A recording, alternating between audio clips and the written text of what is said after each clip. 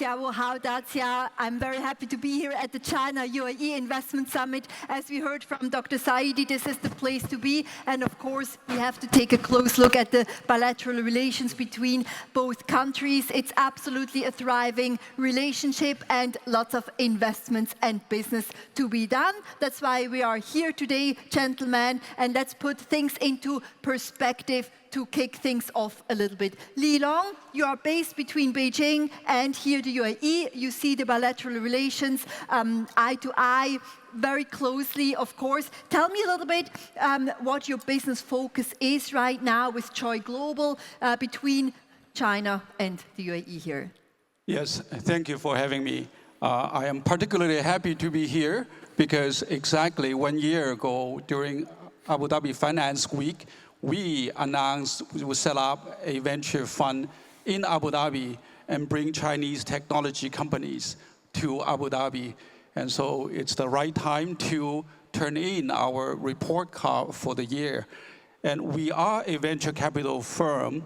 For the past 20 years, we invest in China, mobility technologies and innovative consumptions. And in the past 9 years, we deploy over $2 billion in China market. Starting about 4 years ago, we began to look eastward to the Middle East and evaluated the regional markets. And for all the good reasons the prior speakers or the panels yesterday mentioned, we decided to set up our fund in Abu Dhabi. It's the best gateway to the Middle East and Africa market. So here we are.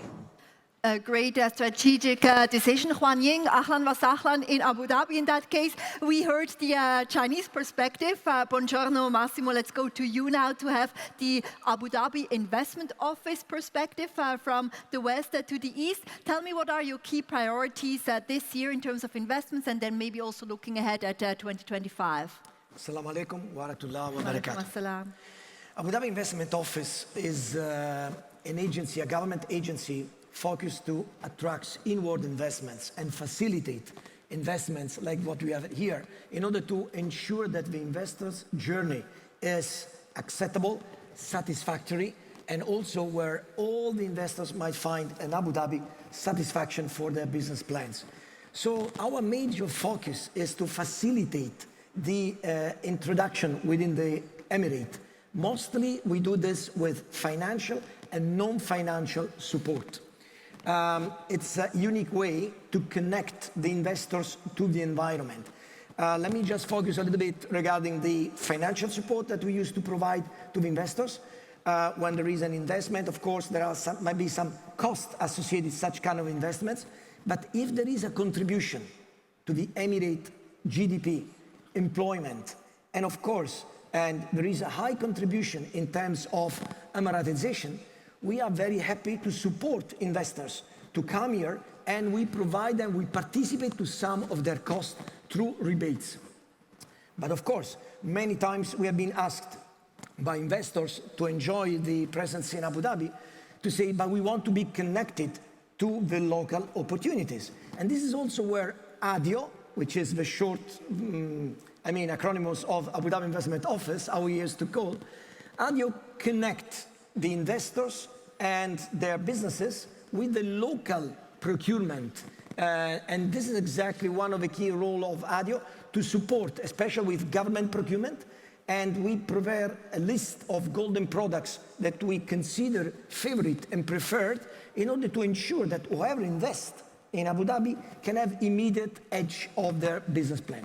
But it's not only that, there is also something more than that, and which is just recent of ADIO. It was announced in July of this year in order to support the companies, not only to attract, but also to scale up after they've been registered in the Emirate. What we do, we have moved all the enablement activities from the Department of Economic Development, like the Industrial Bureau, the Industrialization, Trade, Commerce, and Digital Economy, into ADIO, in order to provide programs to support investors and reward them that they decided to stay in Abu Dhabi. Domenico, I don't know why we have such a heavy Italian presence here on the panel today, but buongiorno to you as well. You are from the AIIB, so let's take things back to Beijing again. With the Idai Ilu, with the One Belt and Road Initiative, of course, this region has seen an increasing significance and importance as well in terms of investments and business. Tell the audience where your key priorities and business focus is this year and next. That's right. Thank you, Martina. Yes, Italian, but happily living in Beijing, Global where citizens. our headquarters is. I represent Asian Infrastructure Investment Bank, which is the newest established multilateral development bank, headquartered again in China.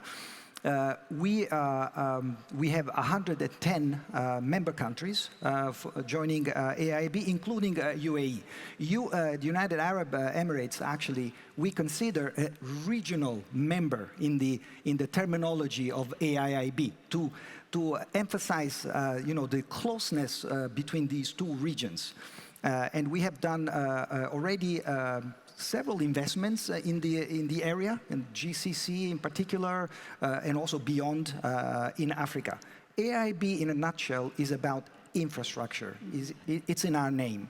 And so there is a lot there is going on both in China and in this part of the world that connects the two entities together. So we say that one of our priorities is infrastructure for tomorrow. And that's what we are doing. So we are trying to unearth investments that are technology-driven and infrastructure-driven. So that's what we do. Quite a big portfolio as well. Patrick, I see you at a lot of financial events. Last time was at a business conference in Saudi. You live also between London and Hong Kong, all over the place. We could meet elsewhere, but always in this region. And it seems everything is happening here. So tell me where you see opportunities here between football and ambassadors clubs and everything that you're doing. You have such a big portfolio, just like AIIB on a smaller scale, maybe. Thank you, Martina. Good afternoon, everyone. My name is Patrick. I'm the chairman of Zangs Group. We're a family office headquartered in Hong Kong. I've been spending a lot of time in the UAE since 2003, very active in the last few years. We're focused on innovation and technology, so we typically invest into technology and then take the companies public. We've set up a family office in the UAE, also have an asset management arm in ADGM, and this is like the right time where UAE and China have the best possible trade, the platform. The next 5-10 years in Abu Dhabi itself is very exciting, and a lot of sectors including AI, gaming, green energy, and digital infrastructure are projects that we're looking at here.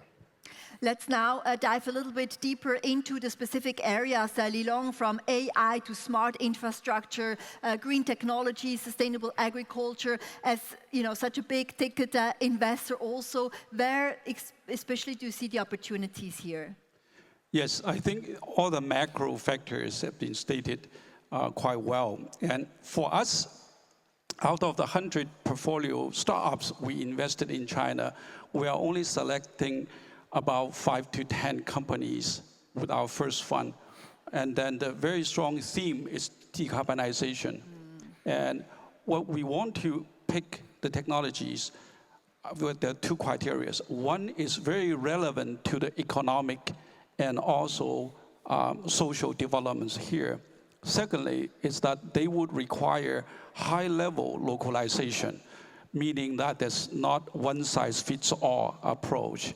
And one good example is that one of our early investment that we did 9 years ago, NIO, the electric vehicle maker, recently announced with its Abu Dhabi investor CYVN to set up the R&D center in Abu Dhabi and also produce a localized product vehicle and likely to produce in Egypt. So where we see it's really the latest technologies that can be coupled with the thriving local economic growth. Yeah. China ranks as the UAE's third largest source of FDI, foreign direct investment, of some 6.3 billion US dollars in 2022, and it's also the largest trading partner in the Arab world in terms of non-oil trade for China. What's your outlook for the future? Well, it's very promising. I mean, in order to achieve the Falcon economy that you have seen and you heard announced also during the Abu Dhabi Finance Week, the relationship, the economic development relationship between China and specifically Abu Dhabi are very important. We can identify some important key drivers so far. The economic partnership has been driven as of now through two major drivers. The first one was to be part of a Belt One Road, and in order to ensure that we have the proper logistic facilities, there were investment in the ports and in the logistic facilities. The second one was to enhance trade, and you have seen from the figures which has been shown before by Professor Nasser, $82 billion has been achieved now, the trade between the two countries. But now emerging opportunities are coming thanks to the Falcon economy, specifically in Abu Dhabi. So what we're doing in Abu Dhabi, we are trying to build the new economy, and we are prioritizing 13 prioritized clusters. Two of them have been already announced and launched, where China can play a very important role. One is the smart and autonomous vehicle industry, where all the AI and the technology which can come from China can be really an enabler in order to boost and grow such kind of new mobility. New mobility which is linked to be more smart in the cities, and so logistic and smart cities are exactly one of the key drivers that we see important. Another one which has been launched, recently launched, is called Agua. It's Agrotech and Water Abundance Cluster. So even in Agrotech, we're seeing a lot of opportunities coming from China. Many investors are coming here in the clusters, and they want to set up in order to ensure, for especially UAE, is very important, the food security. So having the opportunity to build agro-food through new and unconventional techniques is something that we are absolutely interested to welcome. So these are two major drivers. It all sounds absolutely great, but Domenico, there must be challenges as well as such a huge lender with the AIIB. Which are some of the headwinds that you might face, maybe specifically in terms of new tech economy, the name of our panel here? Yeah, as a multilateral development bank that operates across multiple jurisdictions, we do get involved in large, complex infrastructure investments that span cross-border. So these are projects that can easily run into trouble, both for implementation reasons, but also for economic, financial reasons.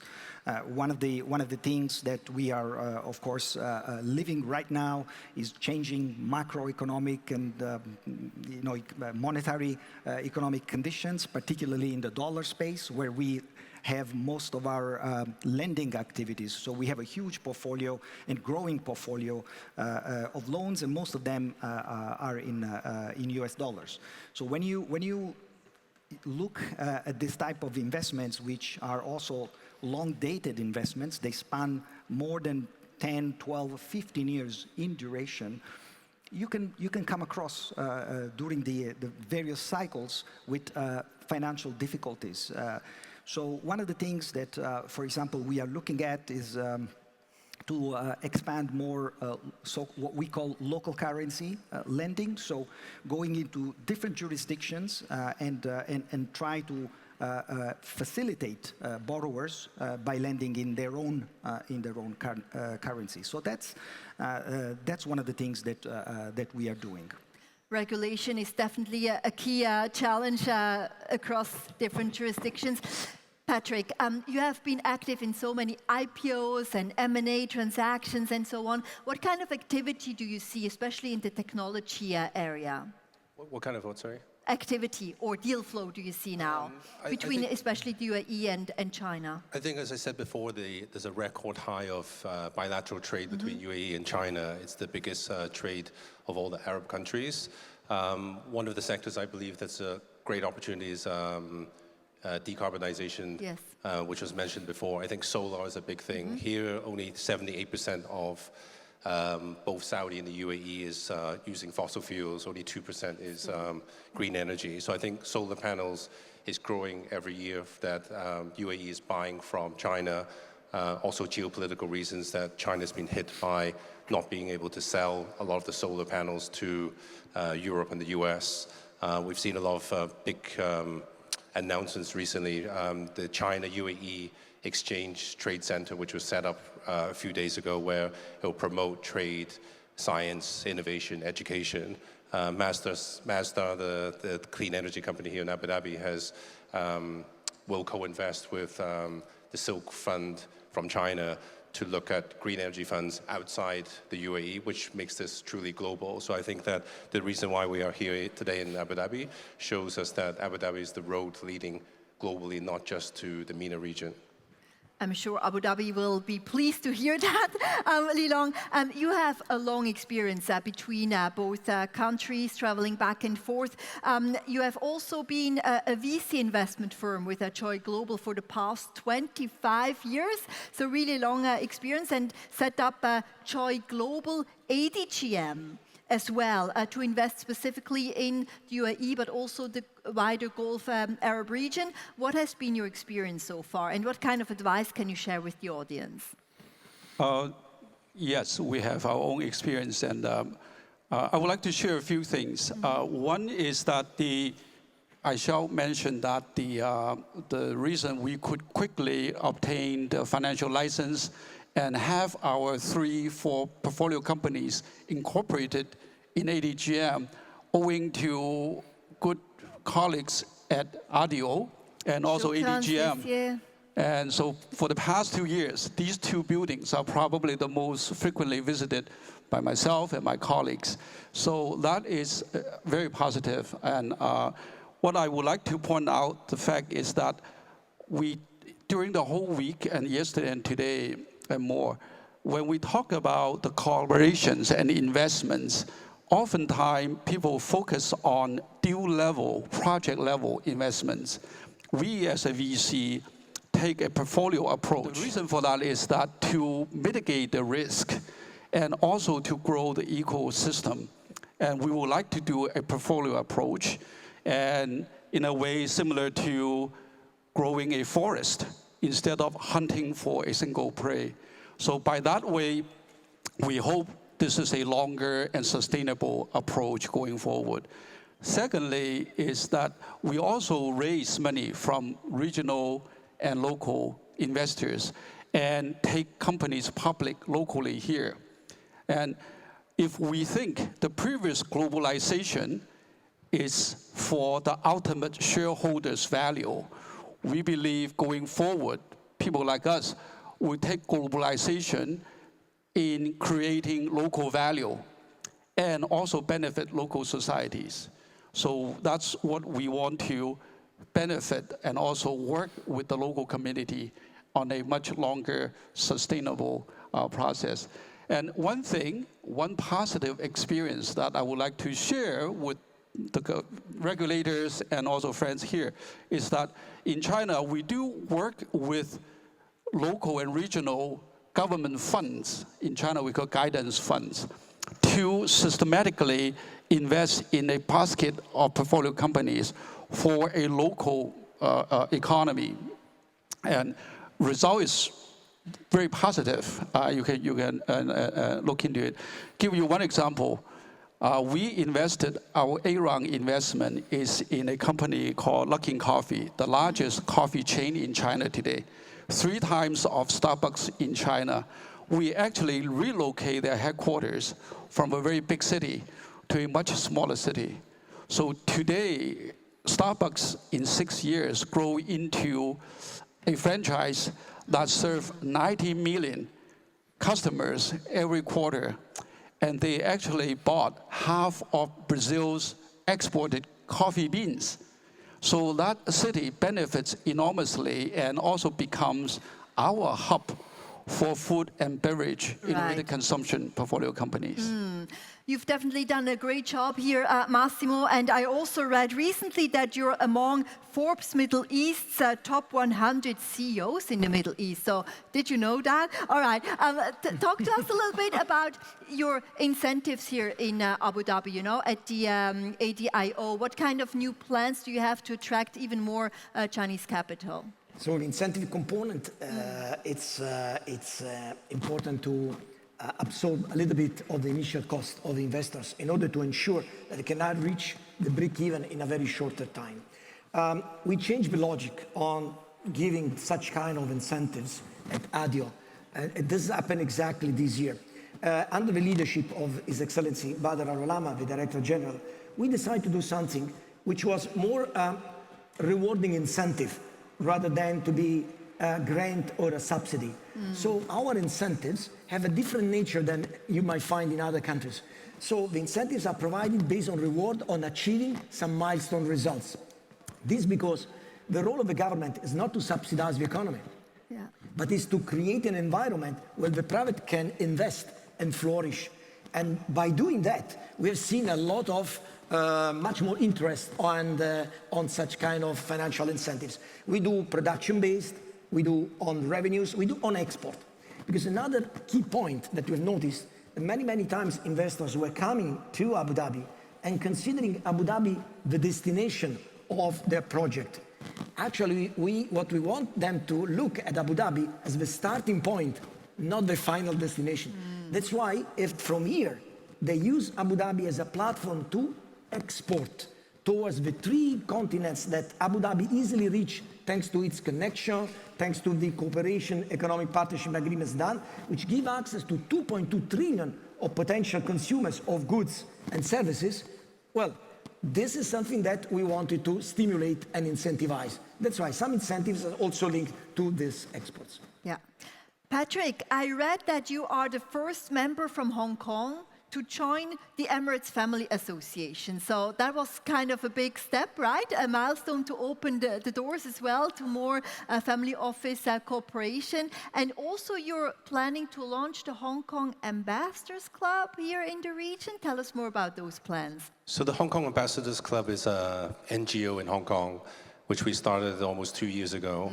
We're trying to bridge Hong Kong to the rest of the world. The 2 main regions that we're focused on is the Middle East and Southeast Asia. So in last year, we led 7 delegations to the UAE, Saudi Arabia, Qatar, Bahrain, and Kuwait. And this year in September, we hosted our first year anniversary business forum, which was the guest of honor was the Chief Executive, John Lee of Hong Kong. And also we managed to get ADIO to be the sponsor. We had a big delegation from Abu Dhabi coming to Hong Kong. And we're now in discussions to hopefully host a forum in Abu Dhabi at some point next year, and hoping to bridge and connect business people, investors from Abu Dhabi, Hong Kong, and the rest of the world to create more business and collaboration between the 2 nations. Domenico, for the AIIB, do you see expansion here in the Gulf Arab region and the UAE in specific, or will it be more or less a status quo in the next few years? Yeah, there's different dimensions. In terms of the cooperation overall, definitely yes. I just want to give you one example. AIB is headquartered and based in Beijing, China. We never had an office overseas. Our first office overseas was opened right here in Abu Dhabi. And we have now about 30 people from the bank headquartered here, just across the street in a DGM. And we are exploiting this location as a connectivity hub for us. And for my particular department, I manage the treasury operation in the bank. One of my most senior colleagues in treasury is based here in Abu Dhabi. In terms of investment, for obvious reasons, we are a multilateral, we are a development bank, and Abu Dhabi is not a natural recipient of financing from a development bank. Of course, you know, highly rated country, very stable. It's probably the other way around. I am a happy financial investor in Abu Dhabi. The head of the Abu Dhabi government debt office, good friend, Yanis, I beg him to issue more debt all the time. I would love to buy, to make investments. Yeah. There's not so much need, unfortunately, but I think that there could be opportunities to also identify investments here. For example, the previous panel, I heard spaceport in UAE. Wow, that is something that for AIB would really fit in the strategy for investments that we try to pursue.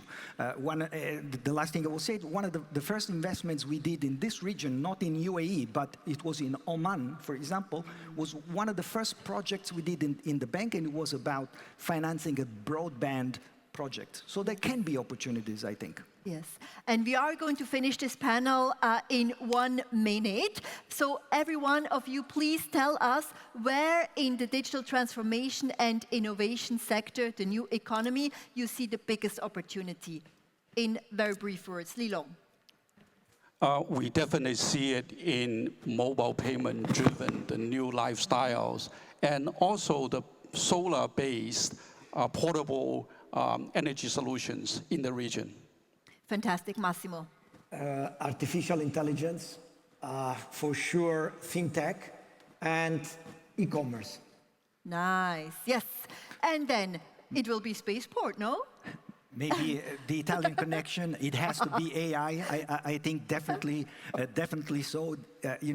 Everything connected to blockchain and the relative data centers that will have to be built, which we are already getting into financing some of those. Capability to manage enormous amount of data, I think that would be key. Yeah. Or e-commerce for Italian fashion, or food delivery for pizza, right? Give it to me anytime. Last but not least is, I would say, gaming. All right, okay. We have a very diverse panel here, different opinions, lots of investment opportunities between China and the UAE. Thank you so much. Siesye Shukran Gasilan. Give it up for Lilong, Massimo, Domenico, and Patrick. Thank you.